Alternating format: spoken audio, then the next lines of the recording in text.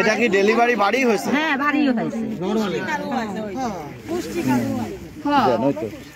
ওইটাই করে দেন, ওই যে মানে হাত পা যাতে দেখা যায় পুরোপুরি। এই যে এই দুটো পা হলো সারা দাও।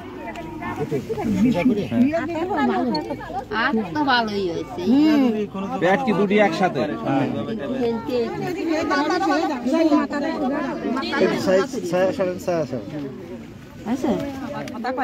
আপনার কি হয়?